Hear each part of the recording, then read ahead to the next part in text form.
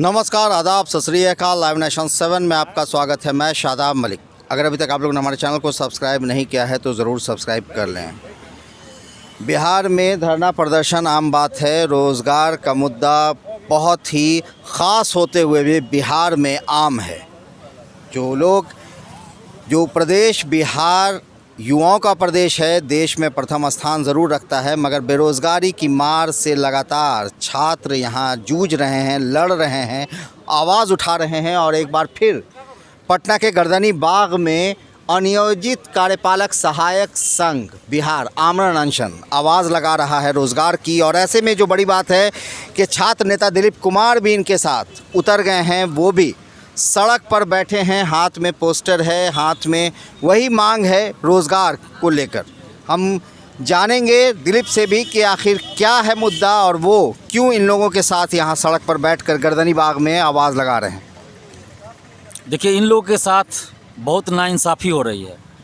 आप अगर मुख्यमंत्री जी से पूछिए या जो भी मंत्री हैं इसके, उनसे पूछिए कि अगर उनका विधानसभा का चुनाव हो जाए और चुनाव रद्द कर दिया जाए, अगर जीतने के बाद चुनाव रद्द कर दिया जाए और कहा जाए कि फिर से आप चुनाव कराइए, तब इन पे क्या बीतेगी। मुख्यमंत्री जी मुख्यमंत्री पद की शपथ ले लेते हैं और उसको रद्द कर दिया जाए राज्यपाल के द्वारा, और फिर से कहा जाए कि आप बहुमत साबित कीजिए और फिर से आप मुख्यमंत्री पद की शपथ लीजिए, तब इन लोगों का क्या हाल होगा।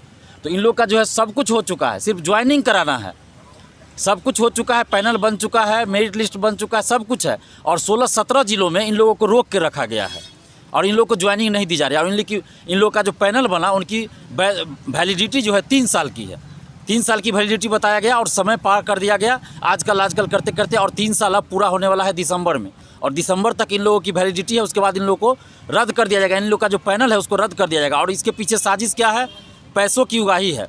कहा जा रहा है कि बेल्ट्रॉन से आप परीक्षा दीजिए। जब एक बार परीक्षा आप ले लिए, सब कुछ फाइनल कर दिए, सिर्फ आप ज्वाइनिंग करना है, डॉक्यूमेंट्स वेरिफिकेशन हो गया, सिर्फ ज्वाइन कराना है, तब आप कह रहे हैं कि फिर से आप परीक्षा दीजिए। तो फिर जिन लोगों को आप बहाल कर चुके हैं, जिन लोगों की नियुक्ति हो चुकी है, उन लोगों के लिए अलग और इन लोगों के लिए अलग कैसे होगा? जबकि एक ही वैकेंसी है, एक ही साथ पैनल तैयार हुआ, तो आधे के लिए आप अलग रूल और आधे के लिए, और बीच खेल में नियम नहीं बदला जाता है। मुख्यमंत्री जी, बीच खेल में नियम नहीं बदला जाता है। सबसे बड़ी बात कि नीतीश कुमार से भी ये लोग मिले, मुख्यमंत्री से भी मिले, उन्होंने भी इन्हीं लोगों की बात को सही ठहराया, बावजूद इसके नहीं सुनी जा रही है। बेल्ट्रॉन से आप पहले मुख्यमंत्री जी की बात ही मैं बता दूं कि मुख्यमंत्री जी के पास ये लोग गए थे, वो वीडियो आप देख लीजिए। मुख्यमंत्री जी ने साफ कहा है कि जब एक ही पैनल से आपने आधे लोगों को ज्वाइन कराया, तो आधे लोगों को ज्वाइन क्यों नहीं कराइएगा। मुख्यमंत्री जी वहाँ गुस्सा रहे हैं अधिकारी पे, और सिर्फ और इतना करे कि आप आदेश दीजिए जिलाधिकारियों को और तुरंत इन लोगों को ज्वाइनिंग होना चाहिए। लेकिन उसके बावजूद भी आप सोचिए कि मुख्यमंत्री बड़ा है या बिहार का अधिकारी लोग बड़ा है, कि अभी तक कोई संज्ञान नहीं लिया गया। और अभी भी कहा जा रहा है कि बेल्ट्रॉन से एग्ज़ाम लेंगे। और ये बयान इससे संबंधित जो मंत्री हैं सम्राट चौधरी जी, उन्होंने भी कहा है। तो बेल्ट्रॉन से आप क्यों परीक्षा लीजिएगा भाई?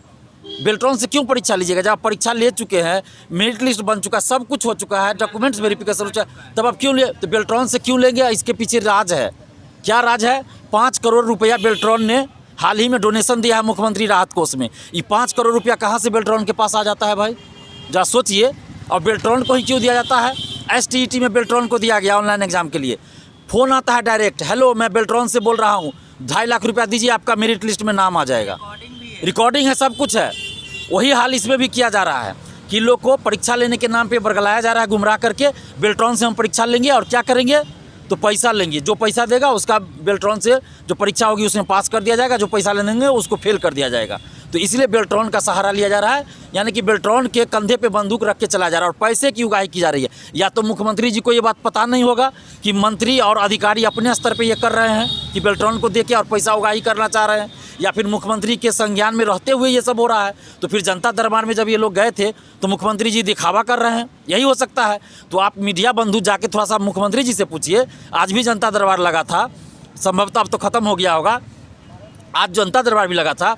तो मुख्यमंत्री जी से जाके पूछिए कि आप जनता दरबार में मीडिया के सामने जब ये आदेश देते हैं कि इन लोगों का ज्वाइनिंग तत्काल तुरंत कीजिए, तो फिर आज तक फिर इन लोगों की ज्वाइनिंग क्यों नहीं हुई? और आपके मंत्री क्यों बोल रहे हैं अभी भी, और अधिकारी क्यों बोल रहे हैं कि बेल्ट्रॉन से परीक्षा लेंगे उसके बाद ही आगे किया जाएगा, जबकि सीटें खाली है। ऐसा रहता कि सीट खाली नहीं है तब ये बात थी। सीट खाली 8000 सीट खाली है और उससे कम लोग इसमें अप्लाई मतलब अभी हैं, उसके बावजूद भी इन लोगों का सिलेक्शन नहीं हो रहा। यानी कि एक तरफ सीट खाली है, युवा बेरोजगार हैं, और उसके बाद बेरोजगार भी हैं और ऐसे बेरोजगार नहीं है, एग्ज़ाम पास करके बेरोजगार हैं, ज्वाइनिंग लेटर के इंतज़ार में बेरोजगार हैं। ये कितने दुर्भाग्य की बात है और कितने दुख की बात है कि सिर्फ और सिर्फ पैसे की उगाही के लिए ऐसा किया जा रहा है। जो पैसा देंगे उसको बहाली करेंगे, इसलिए ऐसा किया जा रहा है। और बेल्ट्रॉन से एग्ज़ाम लेने का मतलब ही है, बेल्ट्रॉन वो संस्था है जो पैसे की उगाही करती है और पैसा ऊपर तक पहुंचाता है। और इसका सबूत सबके पास है, घर घर स्टूडेंट्स के पास सबूत है, सबके पास है, और ऑडियो रिकॉर्डिंग है, सब कुछ है। तो फिर सरकार इस पर कार्रवाई क्यों नहीं करे? और नीतीश जी मुख्यमंत्री जो खुद कह रहे हैं 2005 से कि भ्रष्टाचार पे जीरो टॉलरेंस, तो ये भ्रष्टाचार पे जीरो टॉलरेंस कैसे हुआ नीतीश बाबू? कि जब छात्र यहाँ दिखा रहे हैं सबूत कि बेल्ट्रॉन फ़ोन करके पैसा मांग रहा है, उसके बाद भी आप बेल्ट्रॉन को कर रहे हैं कि एग्ज़ाम लीजिए। आप कर रहे हैं न्याय के साथ विकास हम कर रहे हैं, तो कौन सा न्याय आप कर रहे हैं, कौन सा विकास कर रहे हैं? ये लोग दर दर भटक रहे हैं। बीजेपी कार्यालय में भी गए, मंत्री का भी घेराव किए, बेली रोड में ये लोग मार खाए हैं, बरसात में भींग के आंदोलन किए हैं, कई बार आंदोलन कर चुके हैं। क्या ये चीज़ नज़र नहीं आ रहा है माननीय मुख्यमंत्री जी को? नहीं आ रहा है नज़र? क्या बिहार का अधिकारी इतना भ्रष्ट हो गया है, पैसों के पीछे इतना ये लोग चले गए हैं कि इन लोग को पैसा के अलावा कुछ नहीं दिखाई देता है? तो जो लोग इस बहाली से संबंधित अधिकारी हैं उनको हम ये बताना चाहते हैं कि पैसा लेके ऊपर नहीं जाइएगा। ऊपर जो भी जाता है ना इस दुनिया से, पैसा लेके कोई नहीं जाता, पैसा यहीं रह जाता है। तो इतना लालच भी सही नहीं है पैसों के लिए। आप लोग खुद देखिए कि होमगार्ड की बहाली 2011 से नहीं हो रही थी। 1 नवंबर को जब आवाज़ उठी तो 11 साल बाद उसके लिए पटना से गया है। तो ये गलती अधिकारियों की भी थी। और मुख्यमंत्री जी को चाहिए कि इस पे आदेश आप लिखित में दीजिए, और मौखिक भी आपने आदेश दिया तो पालन नहीं हुआ, तो उन अधिकारियों पे आप कार्रवाई कीजिए। और कितने बेशरम अधिकारी है कि मुख्यमंत्री जब मीडिया के सामने बोल रहे हैं कि इन लोग की ज्वाइनिंग करवाइए, उसके बाद भी कोई एक्शन नहीं लिया गया। तो ये सोचने वाली की बात है कि यहाँ के अधिकारी कितने बेशरम। अब ये सोचने वाली बात है कि मुख्यमंत्री ऊपर है या मुख्यमंत्री से ऊपर भी कोई सुपर सीएम बिहार में है कि मुख्यमंत्री की बात का कोई वैल्यू नहीं हो रहा है। ये तो अफसरशाही इससे बढ़ के कोई होगा कि मुख्यमंत्री मीडिया के सामने बोल रहे हैं कि लोग को ज्वाइन करवाइए, और उसके बाद भी मुझे लगता है कि 1 महीना से ज़्यादा हो चुका है, और उसके बावजूद भी अभी तक कोई कुछ नहीं किया गया। फिर भी कहा जा रहा है कि आप लोग के जो ये वैधता है इसको नष्ट किया जाता है, समाप्त कर दिया जाएगा। ये अंदर अंदर तैयारी चल रही है कि इन लोग की जो वैलिडिटी है उसको समाप्त करने की। तो ये कहीं ना कहीं बहुत बड़ा अन्याय है। इतना बड़ा अन्याय नहीं होना चाहिए। और जो भी इससे संबंधित अधिकारी है उनको मैं बताना चाहता हूँ कि आप लोग जो ये अन्याय कर रहे हैं, तो आपके घर में भी बाल बच्चा होगा, आपका भी बेटा बेटी होगा, तो उसके साथ जब अन्याय और शोषण होगा तब आपको पता चलेगा।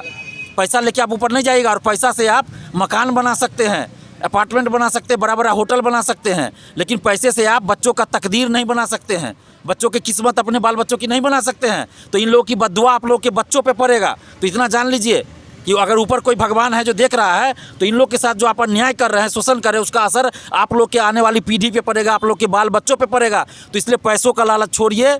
और वैसे भी आप लोग बहुत पैसा कमाते हैं, अगर एक बहाली में नहीं लीजिएगा पैसा तो क्या चला जाएगा आपका? वैसे भी पैसों की उगाही रोज़ आप लोग करते हैं, हम लोग नहीं जानते हैं? हर चीज़ जानते हैं, बिना पैसा का तो एक साइन नहीं आप लोग करते हैं। तो क्या इतना लालच है इन लोग का? आप जल्द से जल्द ज्वाइनिंग करवा दीजिए, नहीं तो बद्दुआएं लगेगी आप लोग को। 41-13 लेटर हम लोग के सपोर्ट में नियोजन के लिए निकला था, इसके बाद भी हम लोग का नियोजन नहीं कराया गया। यहाँ पे लेटर है, देख सकते हैं। ये देख सकते हैं कि लेटर दिखा रहे हैं, जो लेटर निकाला गया था। बहरहाल ये एक बड़ा मुद्दा है कि जिस तरह की हालत बिहार में है, आवाज़ सिर्फ रोज़गार के लिए उठ रही है। ऐसे में दिलीप भी सरकार से यही आवाज़ उठा रहे हैं कि इन अभ्यर्थियों की बात सुने सरकार, और जल्द से जल्द इनकी बहाली प्रक्रिया पूरी हो। बने रहे हमारे साथ, देखते रहे हमारा वीडियो। अगर आपको हमारा वीडियो पसंद आता है तो हमारे चैनल को ज़रूर सब्सक्राइब करें। फेसबुक के जरिए देख रहे हैं तो पेज लाइक करें, साथ ही ट्विटर हैंडल पर हमें फॉलो ज़रूर करें। धन्यवाद।